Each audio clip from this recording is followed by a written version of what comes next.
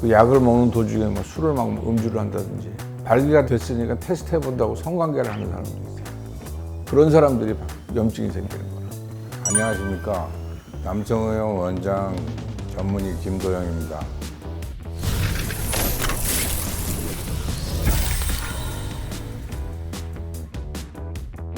발기부전도 그 현대 남성들한테 큰 고민이 되기도 하고, 특히 요즘 같은 경우에는 젊은 분들한테도 발기부전이 종종 일어나기 때문에 많은 분들이 거기에 대해서 고민을 갖고 있는 거로 알고 있습니다.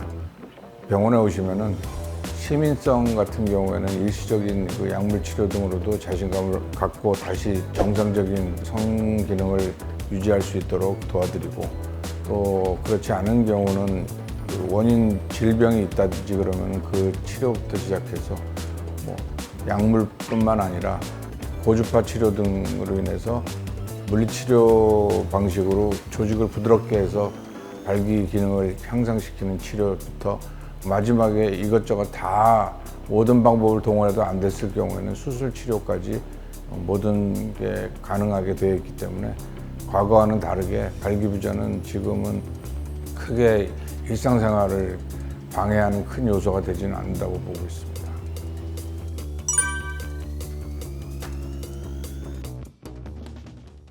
젊은 분들 같은 경우도 물론 시민성으로 일시적으로 나타나는 발기부전도 있지만, 혈관 쪽의 문제라든지 아니면 호르몬의 변화로 인해서 발기부전이 생기는 경우가 종종 있습니다. 요즘 환경호르몬 등으로 인해서 호르몬 균형이 깨진다든지 그래서 발기부전이 젊은 나이에도 오는 분들을 많이 보고 있습니다.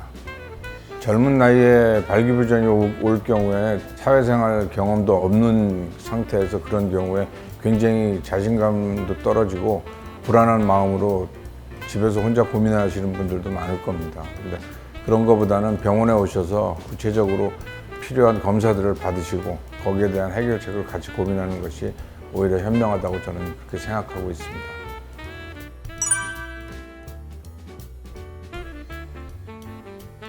가장 많은 원인은 노화에 의한 발기부전이라고 봅니다.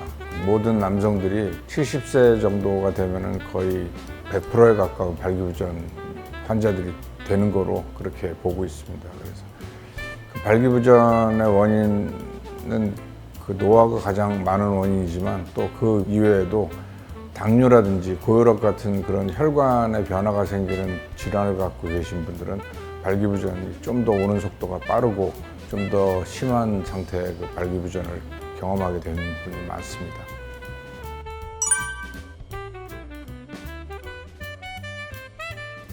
호르몬 검사라든지 이런 그 기타 다른 질환에 대한 기본적인 검사도 하고 있고, 그 다음에 발기를 유발시키면서 어느 정도의 발기부전을 겪고 있는지 약물을 주입한 후에 발기 상태를 보는 테스트도 하고, 또 초음파로 성기 내부 쪽에 어떤 구조적인 변화가 있는지 그런 것들도 병변이 있는지 그런 것들도 확인하고 있습니다.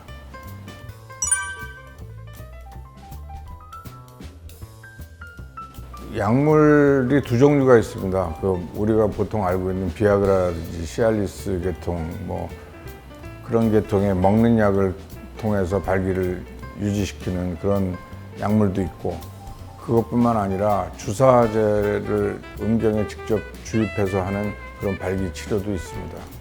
발기를 유발시키는 주사형의 약물 요법하고 먹는 구강 약물 요법하고 두 가지로 나눌 수가 있고, 그 다음에 충격파를 사용해서 음경의 변화를 줘서 발기가 잘 되게끔 도와주는 그런 치료도 있습니다.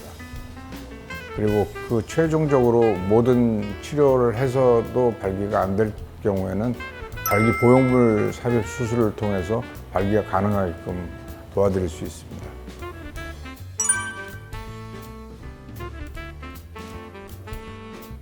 발기 보형물 같은 경우에 두 종류의 발기 보형물이 있습니다. 굴곡형 발기 보형물이라고, 그 막대형의 발기 보형물을 오른쪽 왼쪽 해면체 속에다가 주입을 해서 안에다가 삽입을 하고 봉합을 하는 방식으로 해서 접었다 폈다 하는 방식의 발기를 시키는 그런 발기 보형물이 있고, 그 다음에 팽창형 발기 보형물이라고 해서 백과 그 다음에 튜브와 펌프를 그 세 가지를 몸 안에 삽입을 해서 발기를 시킬 수 있도록 도와드리는 발기 보형물이 있습니다. 그 두 번째 팽창형 발기 보형물 같은 경우는 펌프를 통해서 식염수를 실린더 안쪽으로 이동시켜서 자연스럽게 발기가 되는 그런 형태를 보이는 장점이 있고, 평상시에는 발기가 되지 않은 그 전의 방식 그대로 발기를 시키기 때문에 훨씬 자연스러운 그런 부분이 있습니다. 하지만 고장이라든지 이런 것들이 단점도 또 있는 것도 사실입니다. 비용도 좀 약간 비싼 편이고요. 굴곡형과 팽창형을 보면은 큰 차이는 없지만 아무래도 수술 시간도 짧고 하기 때문에 굴곡형 같은 경우가 감염이라든지 이런 위험에는 훨씬 더 좀 낮은 거로 되어 있습니다. 그리고 팽창형 같은 경우는 수술 시간이 한 2배 정도 더 걸리기 때문에 팽창형 같은 경우 감염에 노출될 시간도 2배로 늘어나기 때문에 조금 더 감염 위험이 있습니다. 하지만 우리가 적절한 항생제를 통해서 그걸 예방하기 때문에 크게 그런 일이 발생하는 거는 우리 주의사항을 잘 지키고 그 항생제를 제대로 투여하신 분 같은 경우에는 거의 일어나지 않는다고 보시면 될 겁니다. 감염이 생기는 원인은 거의 90%가 환자 부실이에요. 우리가 상처를 덮어놓은 그 드레싱을 해놓은 거를 마음대로 떼서 그 세균에 노출되게 한다든지, 물 같은 게 젖어가지고 물을 통해서 감염이 된다든지, 자기 마음대로 샤워를 하다가 물이 들어간다든지 그런 식의 실수를 해서, 내지는 뭐 그 약을 먹는 도중에 뭐 술을 막 음주를 한다든지, 어떤 심지어는 그거를 빼고 발기가 됐으니까 테스트 해본다고 성관계를 하는 사람도 있어요. 그런 사람들이 염증이 생기는 거라. 거의 90% 이상.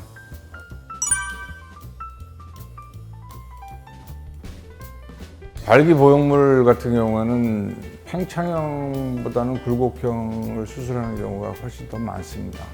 그거는 이제 비용적인 면에서도 아무래도 굴곡형보다는 팽창형이 훨씬 더 고가의 수술이고 하기 때문에 하시는 분들이 층이 좀 적은 건 사실입니다.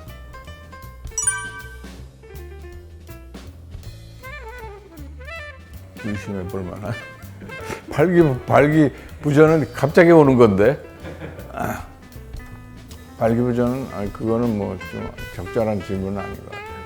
발기 부전은 어느 날 갑자기 자고 일어나는데 감기 걸리는 것처럼 그렇게 올 수 있는 거죠.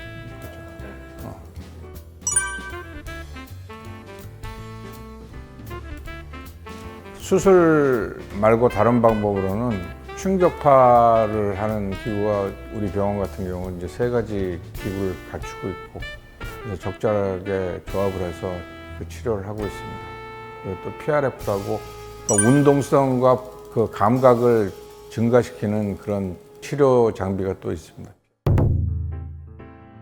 그 발기부전은 사실 남성이 평생 살아가면서 누구나 다 한 번은 다 겪게 되는 그런 상황이 발기부전입니다.